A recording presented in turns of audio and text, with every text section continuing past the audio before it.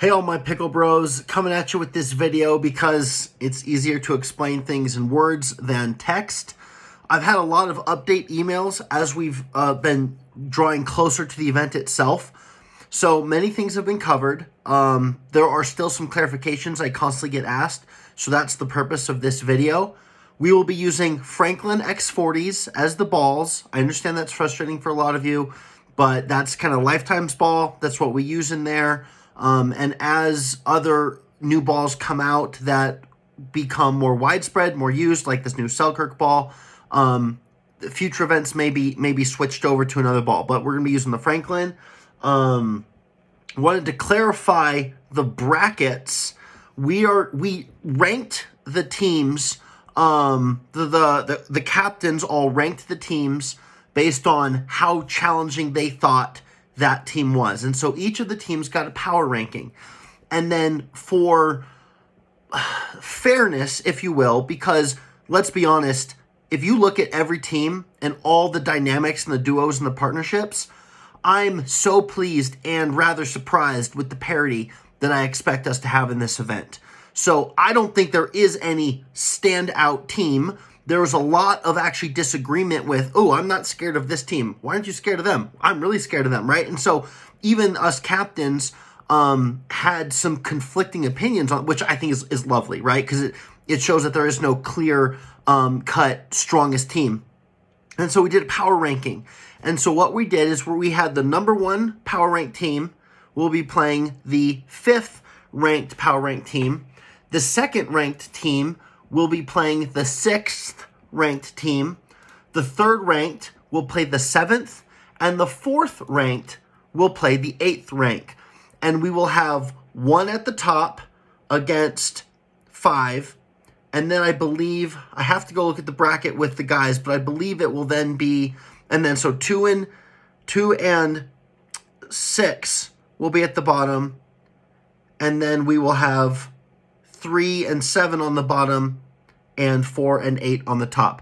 I need to confirm that, but at least you guys will know your first matchups after this, and that will be the number one power ranked team is Louis' team. They will be playing Ben's team in the first round. The 2nd ranked, and Ben's team is the 5th power ranked team.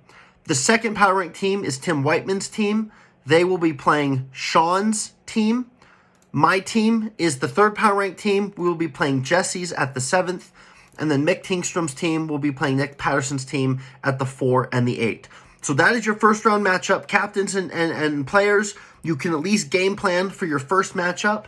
Another thing I wanted to explain was the blind declarations. Once again, what you will do is your team of 4 will come together prior to the start of your match. Remember, a match is comprised of 4 games. That's one match. Prior to the start of any of those games in that match, your team will come together and you will figure out the order that you want to come out in. So these 2 people will play together for game 1, game 2, game 3, game 4. Maybe you front load your strong players. Maybe you have your stronger players in the back. Maybe you put them in the middle.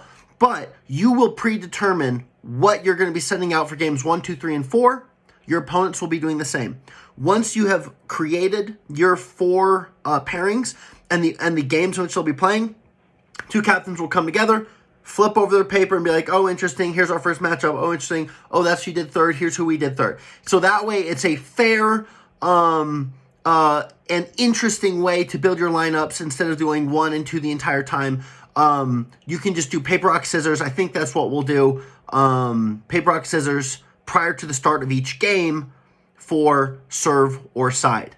One other thing is another question I was getting a lot of was the Dreambreaker Super Singles matchup will be decided. So you go to a Dreambreaker if you tie 2-2 in the match, right? 2 games apiece. But the team who scores the lowest point differential, they scored the least amount of points in the match. Even though they won 2 games, they scored the least amount of points. They have to declare their singles lineup. 1, 2, 3, and 4. This is the order we will play our guys.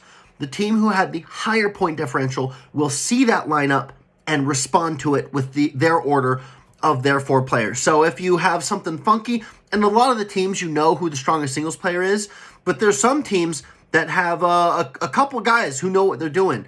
And so you might see guys come out in different orders, and you might have an opportunity to respond to that. So that's how we'll be doing it. And one final clarification about that Dream Breaker is it is not directly MLP style, where you guys play 5 points and then rotate through.